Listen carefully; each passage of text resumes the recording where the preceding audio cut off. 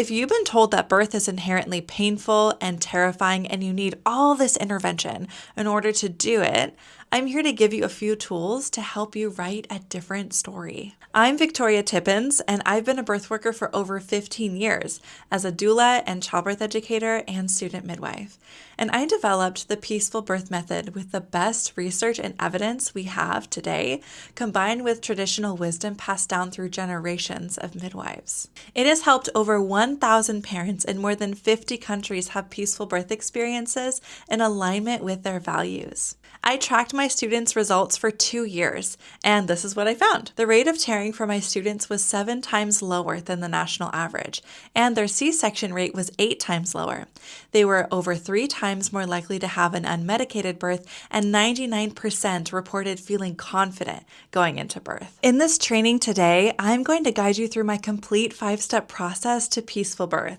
These 5 steps contain everything you need to have an easier birth and reduce your risk of tearing and unwanted interventions. You're going to learn how to influence your hormones for a smoother, more peaceful labor, the often overlooked factors in your environment that can make or break your birth experience, the one thing that increases your risk of interventions more than anything else, and how to avoid it, how to use positions for a smoother labor and birth and what positions to avoid, and how the way that most moms are taught to push actually increases the risk of tearing and what to do instead. I'll show you how to really stack the deck in your favor in support of you having the peaceful birth that you deserve, even if you have limited options for care providers, and even if you've had complications or a traumatic first birth or a C-section before. And for those of you who want to dive deeper, I have something for you that I'll reveal at the end of the training, so stick around for that. First, I want to say this isn't a magic pill.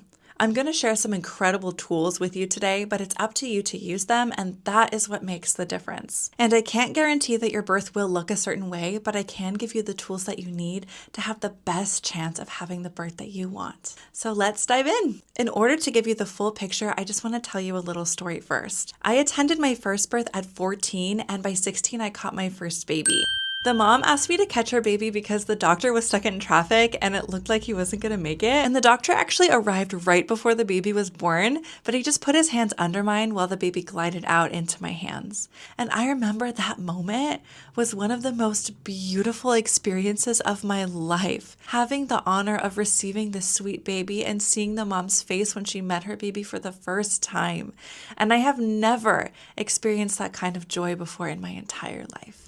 I knew that nothing is more precious, nothing is more sacred than birth. But years later, I experienced the opposite. One of my clients arrived at the hospital to find her doctor on vacation, and the replacement spoke to us aggressively, and the nurses outside were rushing to turn over rooms. And as she labored, I watched the baby's heart rate on the monitor stay steady around 130, which is completely normal. So I was confused when the doctor stormed in and claimed that it was a problem and said that she would use forceps to get the baby out faster. And so I froze because my doula training taught me not to get in the way of the doctor. And so without the tools for advocacy, I just went along with it. And the mother let out a scream that didn't sound like any other labor sound that I had heard before. It really felt wrong. And later I realized that it was a scream of a woman whose right to birth her own baby on her terms was being taken from her because of a system driven by convenience and profit. The first birth awakened me to the inherent nature of birth as something that is sacred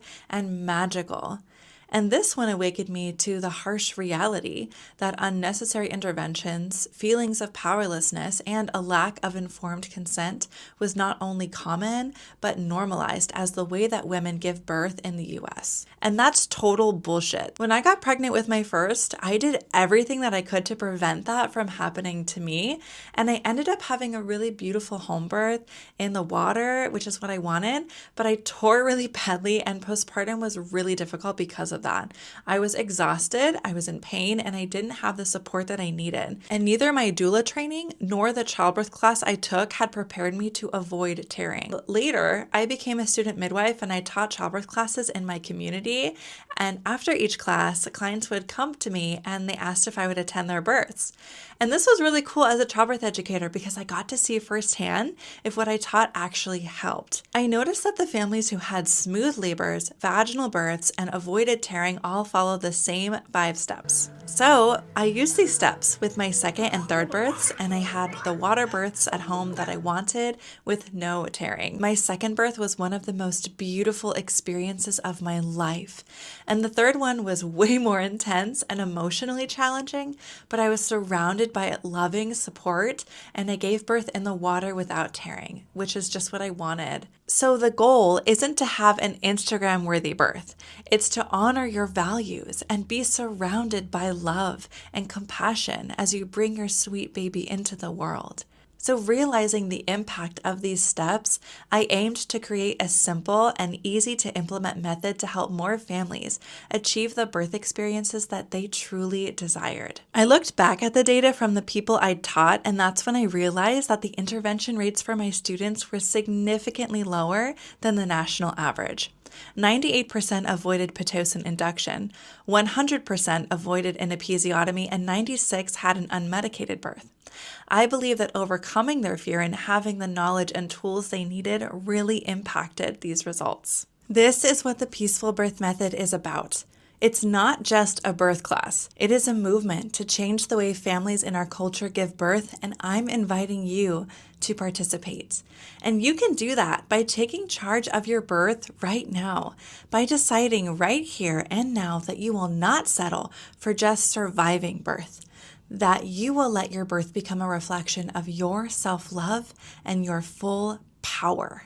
So now let's talk about how to actually do that. Here are the 5 steps of the Peaceful Birth Method. Step 1 is emotional preparation. I'm going to show you how to influence your hormones for a more smooth and more peaceful labor. Most childbirth classes focus only on the physical, and they skip over emotional preparation entirely. In the childbirth class that I took with my first, the only emotional preparation support we received was some offhanded comment that affirmations are good. Whatever that means. Without the right emotional preparation, you can do everything else right and still have a really challenging birth.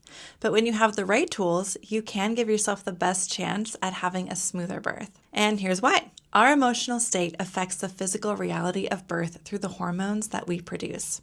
When we feel safe during birth, our body naturally releases oxytocin, which is a hormone that causes your uterus to contract. It also creates feelings of love and connection in much larger amounts than at any other time in life. And so that's what creates these peak emotional experiences that some people talk about, of feeling more joy and love and connection than they've ever felt in their life during birth. The problem is, if we don't feel safe, our body releases stress hormones, which block oxytocin, and this actually slows labor down and can lead to a cascade of interventions. So fear equals stress hormones, which equals a slower labor and an increase of the risk for interventions. But feeling safe equals oxytocin, which is the feel-good hormones, and that can lead to a smoother labor. It's totally normal for fear to come up as we prepare for an experience as immense as birth. But there are simple tools we can use to transform our fear so it doesn't prevent us from having the birth that we really want. I don't view fear as something that is separate from us, like a hurdle we need to jump over. We are all human and we all have fear, and there's nothing wrong with that. So instead, I like to support families in accepting their fear and embracing it and feeling it. When we step out of resistance and accept what is, we're then able to find clarity and focus on what we want for our birth. This is one of my favorite areas of birth preparation to support families with, and it really isn't like hard work. We really have fun. And so just look at what's possible when you do have proper emotional preparation. I once caught a baby for a mother who had a cesarean the first time around because her doctor said that her pelvis was too small, and he also said that she'd have to have a cesarean for all of her births. She used the emotional preparation tools I teach to move past her fear, and she ended up having a 9-pound baby with no tearing. Her midwife actually performed a cervical exam during labor and said, "Oh my goodness, your pelvis is so roomy, your baby's head is literally wiggling in here." Step 2 is building your birth team and environment. So I'm going to cover several often overlooked factors that can make or break your experience. Only 29% of moms in the US have an unmedicated birth, but 96% of those who follow the Peaceful Birth Method do. Why? Because labor coping techniques alone are not enough. You need to create an environment where you feel safe in, and you need to be surrounded by people who believe you can do it. And here's why that's important. So just like internal fears can slow labor, so can your external environment and providers. So when an animal is laboring in the wild and she senses a threat, her body will slow or stop labor to give her a chance to escape. And the same exact process happens in humans as a way of ensuring that we're giving birth in a safe place.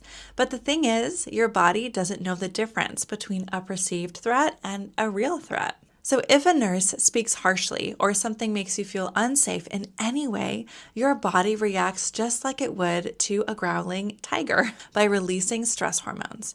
And this can slow or even stop labor. I once supported a mom whose labor stalled just from the stress of checking into the hospital, and they kept sending her home, and then labor would pick back up at home because she felt safe there. Too often, instead of creating a safer environment that allows labor to restart naturally, providers jump to Pitocin, which comes with risks that can lead to more interventions. So there are two main pieces.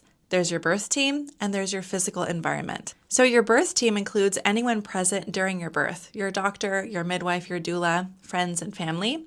And your environment is made up of the support tools available and the sensory elements like sound and lighting, which can trigger feelings of safety or stress depending on your past experiences and relationships to those elements. So understanding this helps you create a space where you can feel comfortable and secure. A peaceful environment is not just dim lights and calming music.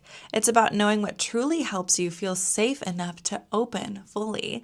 And it's about understanding what matters to you and what will help you cope. A lot of first-time moms underestimate the importance of a supportive environment. They assume that it's a nice to have thing rather than a must have. And they may compromise it because it feels easier sometimes to compromise than to actually advocate for what you want. But feeling safe and fully supported is essential because when all the walls are down and you're moving through one of life's most intense experiences, you're going to want it to be easier, not harder than it has to be. It's vital to take charge of your birth environment. Providers often shape the environment around their convenience or hospital policies, not what's best for you. When I was teaching a childbirth class last year, one of the students shared the story of her first birth. She didn't know how to set up the team and environment to support the outcome that she wanted. So she ended up with a provider who didn't practice informed consent, which led her to get unwanted interventions. And there weren't enough labor coping props available at that specific hospital, so she ended up getting an epidural. And she felt constantly disrupted by routine checks and different people coming in the room. She just couldn't focus. And she had thought that dimming the lights and playing music would be enough to create a calming environment. But she learned that there were so many different elements at play that needed her attention. So when she got pregnant with her second, she enrolled in one of my birth classes and learned the tools that I teach for creating your team and environment. And she went on to have a drastically different experience still in the hospital. She told me that she felt confident and prepared going into labor, and that her environment was perfectly tuned to support her preferences. She had the unmedicated hospital birth that she wanted, and she went home feeling like a badass. And rightfully so. By optimizing your environment and birth team, you significantly increase the likelihood of having the kind of birth that you want. Next is step 3, understanding informed care. Did you know that the single biggest factor in whether or not you get interventions like a C-section is the provider that you choose? In this step, I'm going to show you the 3 types of providers you can choose and how each of them impacts your risk for interventions. So there's a difference, a big one, between a provider being a partner in your care and things just happening to you without your consent. And this difference in dynamic with your care provider has a profound impact on your birth experience and the outcome of your birth. The best way to build a supportive relationship with your care provider is to understand informed care and know the difference between options and interventions. Especially in hospitals, many recommendations are based on outdated policies that protect providers, not you. And new research can take decades to make their way into policy, and you deserve better than that. And that's why it's important to know the research.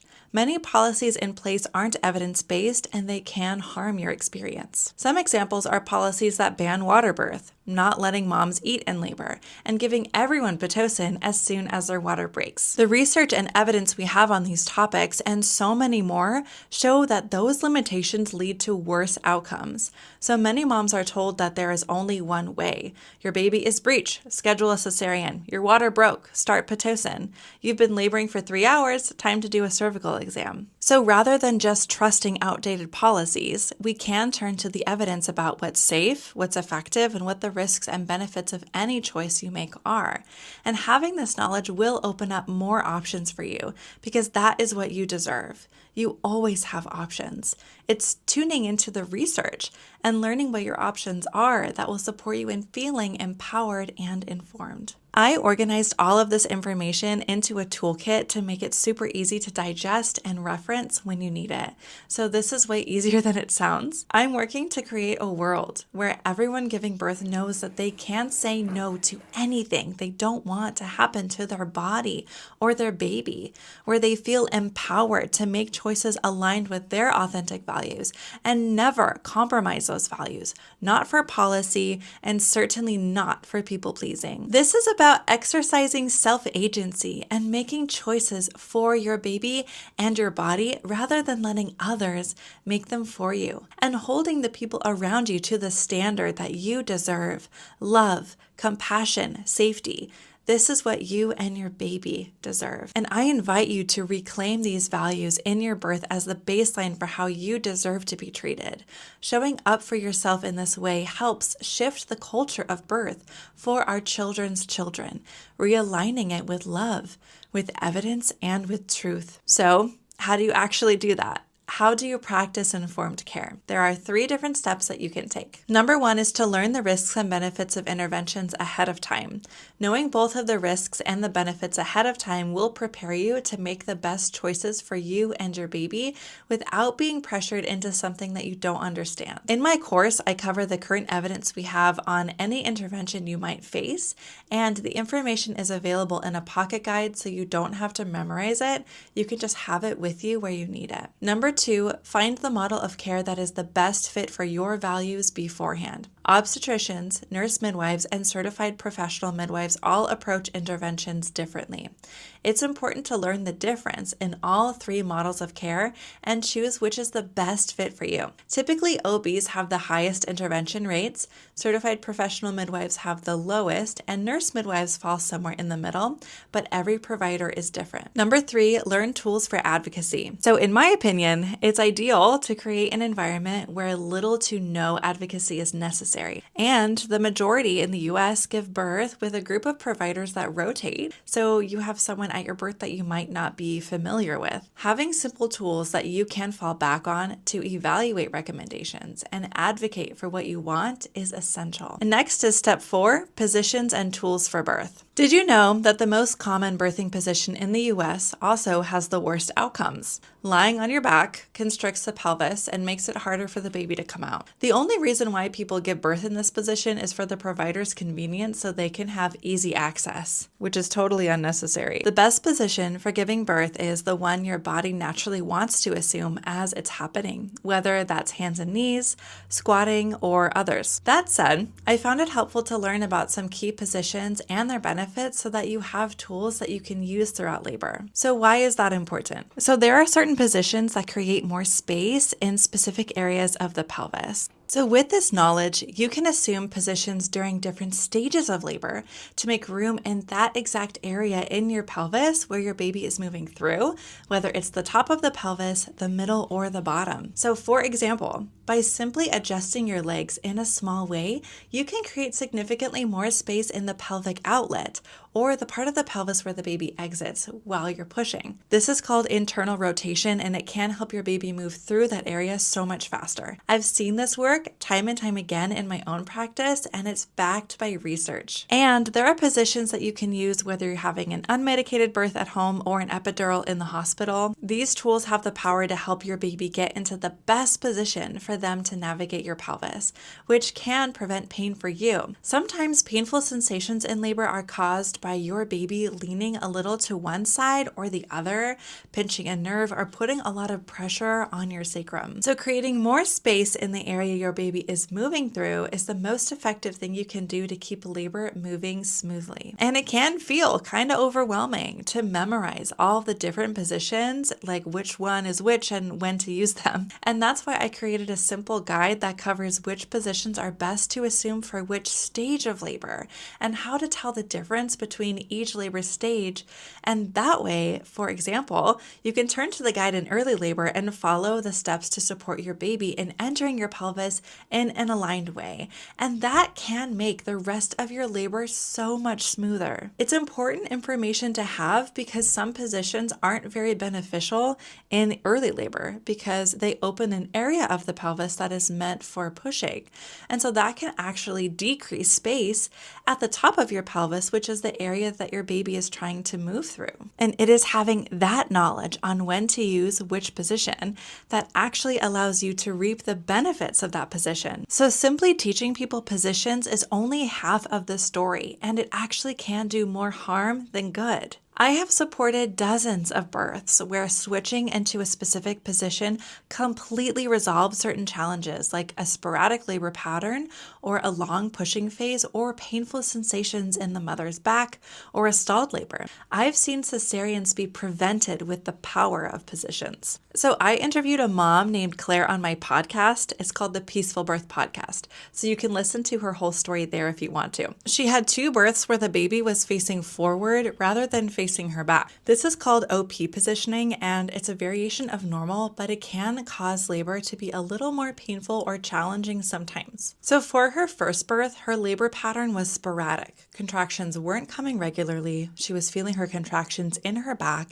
and she didn't have the tools that she needed to cope or help her baby move into a position that would reduce those painful sensations. So she ended up transferring from the birth center to the hospital for an epidural and had a very intervention heavy birth, which wasn't what she wanted. For her next birth, her baby was in the same OP position, but this time she used the tools she learned in my class. And by the time she was pushing, she felt like things were off. She wasn't making much progress, and so she switched to one of the better pushing positions that she knew, and her baby was born soon after in the birth tub at home, just like she wanted. She said that when she moved into a different position, she felt this sense of rightness, like everything lined up perfectly. She said she didn't have anywhere near the amount of pain that she had the first time because she knew what to do. And she described her baby's birth as being near orgasmic. That feeling is beyond description. It was the best feeling that I think I have ever had in my entire life. Even with an OP baby, which typically makes birth more painful, that is the power of positioning. Next is step 5, pushing and preventing tears. So only 33% of moms avoid tearing during birth in the US. So 2/3 tear. Isn't that crazy? And here's why. The way everyone tells you to push is wrong. So you know how in the movies, women giving birth are pushing and they're all red in their face and they're holding their breath and people are counting to 10 or yelling at them to push. Yeah, well, that's pretty much the standard practice for pushing. And the problem is that everything about it heightens your risk for tearing. So let's break it down. One of my friends told me that when she gave birth, she was pushing as hard as she could because they kept yelling at her, telling her to push. And she was terrified that her baby wasn't doing okay. But later when she asked, they said that her baby did great the entire time. So why did they yell at her to push if there wasn't any reason to rush things? Allowing your body to embrace the fetal ejection reflex, where your body spontaneously pushes without you adding any extra force, is one of the most important steps that you can take to avoid tearing. So I tore with my first and it was so painful, and postpartum was like a constant searing pain that I couldn't get rid of while trying to care for my new baby. I didn't ever want to experience that again, so I spent many years researching on what prevents tears, and I found that there are simple evidence-based techniques that anyone can use to dramatically decrease their risk for tearing. And so then, when I was in my training as a student midwife, my colleagues actually joked that I'd never get to learn how to repair a tear because hardly anyone ever tore in that practice. When I started teaching my childbirth classes, I took everything that I learned from my research. And at the practice I worked at, I broke it down into a simple 5-step process on preventing tears. This is how I prevented tears with my second and my third, and how hundreds of moms that I have supported prevented tears too. So I tracked the outcome of my students for 2 years, and I found that for those who followed this 5-step process, 91% of them avoided tearing, and 76% were first-time parents who are normally at the highest risk for tearing. This alternative approach to pushing can be done with or without an epidural, where you assume a position that's not on your back, like lying on your side or hands and knees, and you wait until your body starts to spontaneously push rather than adding extra force to your uterus already contracting. So if you want to learn my complete framework for preventing tears, and if you're looking for deeper step-by-step guidance for each step that I just shared with you, then I invite you to join the 7-day free trial of the Peaceful Birth Academy. So you'll get access to my full online birth and postpartum preparation courses with all the tools that I mentioned and more.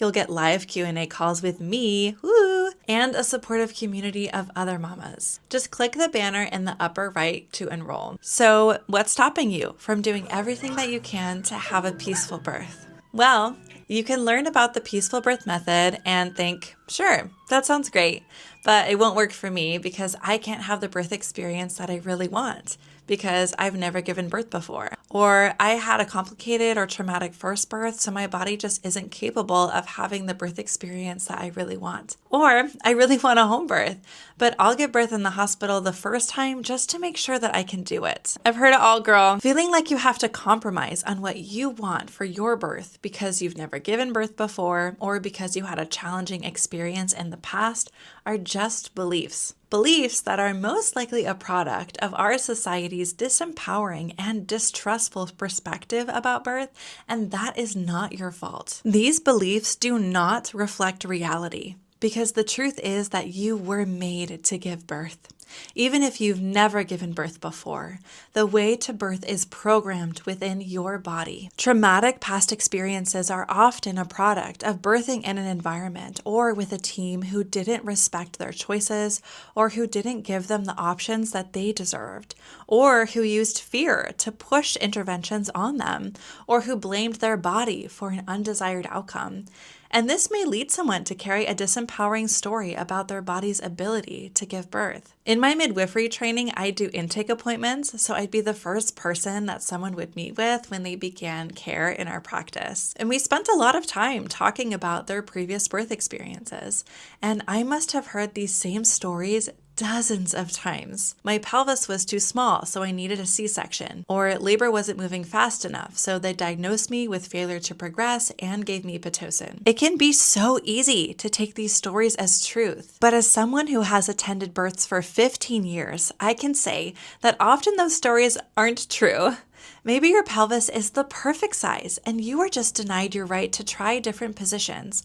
Maybe your failure to progress was actually their failure to wait. Did you know that the benchmark for labor progression used in most hospitals today is based on outdated and inaccurate research? So just because you were told a story about your body's ability to give birth does not mean that it's true. Honestly, it's likely that you've probably been fed a bunch of bullshit lies. Excuse me, let's just wipe those away. Did I get it? Bye-bye disempowering beliefs and hello confident you. A you that believes that no matter what your circumstances are or preferences are, you can have a peaceful birth. You are worthy. You are strong. And you are more than enough. You just gotta choose to overcome those fearful beliefs and claim the peaceful birth experience that is right there, waiting for you. It's time to change the story that you've been telling yourself into one of confidence and joy and power, just like this mother did. My first birth, the class that I took really didn't talk about anything other than the kind of physical parts of what happens during labor. And it ended up being a kind of traumatic experience because I had no idea what to do. And then I ended up getting, every possible intervention the experience as a whole was really negative. I was terrified of dealing with the same level of pain and kind of helplessness that I felt with my first birth until I took your class. And the way that you approached talking about birth, talking about your power as a woman, completely changed the game for me. I did not have anywhere near the amount of pain that I did the first time because I knew what to do. And it was the most beautiful experience of my life, being able to feel the intensity of your contraction and still feel in control, and it turning out to be indescribably wonderful was everything to me as a mom. It was it was magical. It's hard to describe it any other way. Huh?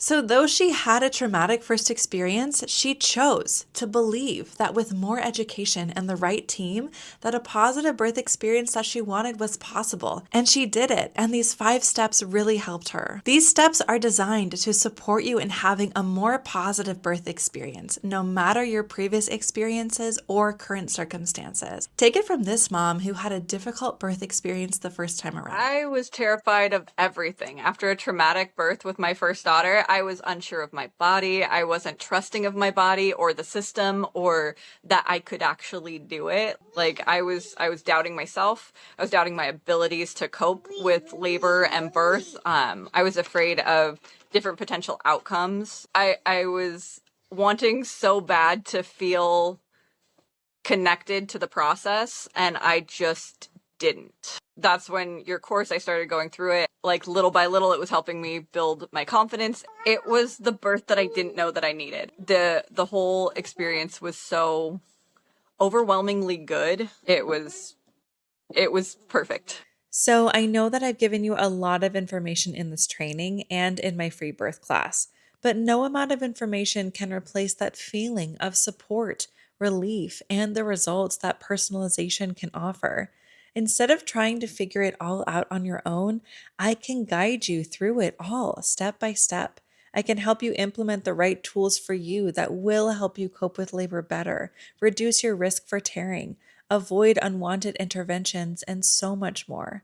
So, if you're ready to receive the guidance and support you deserve to help you have a better birth and postpartum, to really help you overcome your fear and embrace birth feeling confident, click the link below to book your free call with me. So, nobody can promise you that your birth will look a certain way, but I can promise that if you learn these tools and you use them, that your birth will be a much better experience for you than if you don't. I hear the same story that I've heard again and again when the mom says that she didn't have the kind of birth that she wanted because she just didn't know what to do the first time around. And that's a much harder way to learn. Instead, you can learn everything that you need to know to feel fully prepared the first time. Know that you are perfect and you don't need anything else outside of yourself to give birth.